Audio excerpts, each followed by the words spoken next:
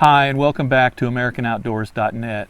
Today is part 3 of a series that I've been doing where I discuss the cost and the efficiency of heating your home with wood versus electric, propane, or today we're going to be doing heating oil.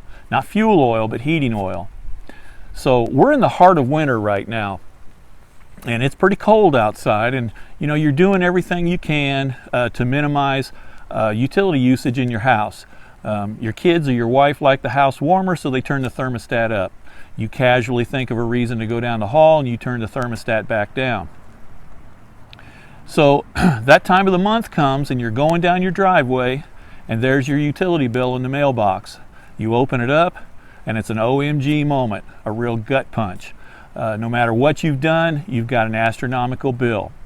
Now, as I've said before, heating with wood is a lifestyle choice and it's reflective of the individual. But I want you to grab a pencil and paper. I'm going to be throwing a lot of numbers at you today, so let's get started.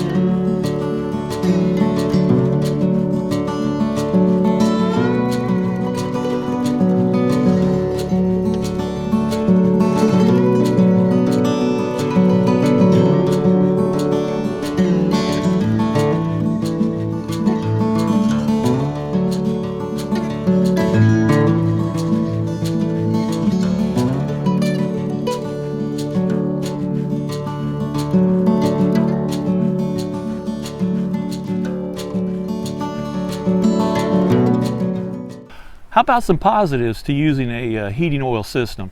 Well, the units are very durable and they can typically last 20 years, 30 years or more. Heating oil systems don't produce carbon monoxide. There's no emissions. They typically cost less than your average electric or propane gas forced air furnace, so there is savings there versus those types of systems. And they also have a low volatility. So what are some of the negatives about using a heating oil system? Well, it is a fossil fuel, whatever your ideology, so there is that. Oil has to be stored on the premises, whether it's an exterior tank or one down in your basement. They do require some maintenance, at least yearly. Prices can spike depending on what time of the year or where you are at, how much a gallon of heating oil will cost. Oil tanks can be costly to remove as well, so if you have to replace one, whether it's rusted or it's just old, upgrading to a higher efficiency furnace can also mean you may have to replace your chimney liner, and that can be some added cost as well. In freezing temperatures, heating oil can gel, and so you may have to consider adding additives to your reservoir in order to keep from having problems when you get a really cold temperature outside. Heating oil's got an expected shelf life 18 months to 24 months, a couple of years. So if you would, for instance, buy a property that's been sitting vacant for a while, that could be a cause for concern. So what are some of the positives to using wood to heat your home? Well, number one, it's renewable. I mean, there's no way around that. It's a renewable energy source. Number two, it's cheap, and the cost is dictated by your involvement in it. Whether you're collecting and cutting your own wood versus having it delivered, the price can only go down. It's a radiant heat. It feels very warm inside of a house when you've got heat that's coming off the stove forward to the sides and up, versus, for example, ducted heat, which you're going to lose some of the temperature of the heat as it passes through to each individual room. And it's got some charm. There is something to be said about walking inside of a home with that smell of oak or hickory or cherry burning in your stove. So what are some of the negatives to burning wood to heat your home? Well, it's dirty. When you're carrying wood in, you're going to be dropping bark, bugs, debris, and you're going to have to sweep and vacuum more than you normally would. It requires supervision. Sometimes you're going to have to get up at 3 in the morning, reload that stove, or babysit a cold fire when you just can't get it to take.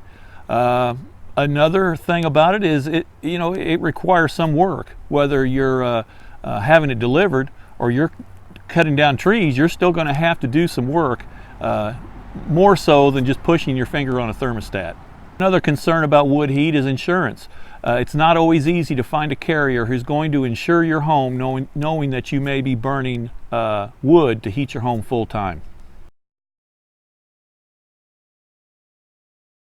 A single piece of seasoned hardwood, bone dry, should create about 8,000 to 9,000 BTUs.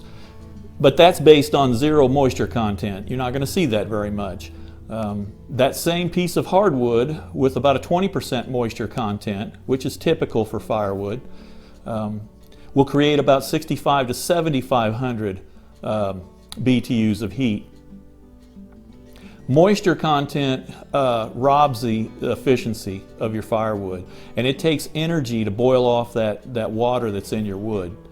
Now a wood stove, the typical run-of-the-mill everyday wood stove, is going to be about 60 to 70% efficient. Now that's a wide open operation, and several weeks ago we did a video on efficiencies of wood stoves, and I'll have a link posted at the end of this segment for you to follow.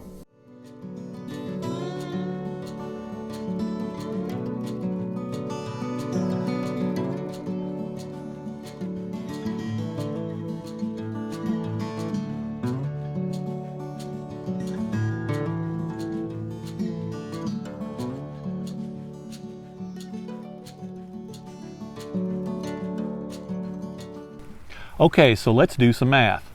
Let's say your oil burning furnace is 85% efficient. That's kind of a middle of the road number. And let's say for discussion that oil in your area runs about $3 per gallon. Now your holding tank should be at least 275 gallons. So if you multiply that times 3, it's going to cost $825 to fill your heating oil tank. 1 gallon of heating oil will produce about 138,000 BTUs, give or take a few BTUs. If you take 275 gallons, which is your holding tank, times 138,000 BTUs, that should equal 37,950,000 BTUs.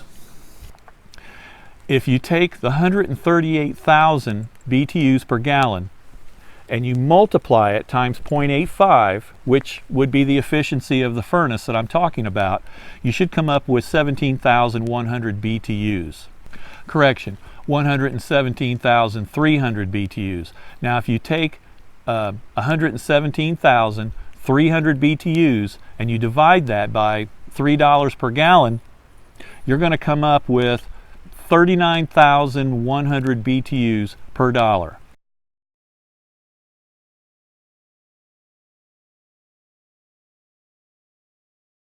Now, of course, with heating with wood, there's going to be additional cost. It could be as little as an axe and a place to store it. It could be a chainsaw, splitter, trailer, truck. It all depends on your amount of involvement and your investment into this kind of lifestyle. Now, burning wood full-time isn't for everybody, and sometimes one of the most viable options is simply using your existing furnace as a backup.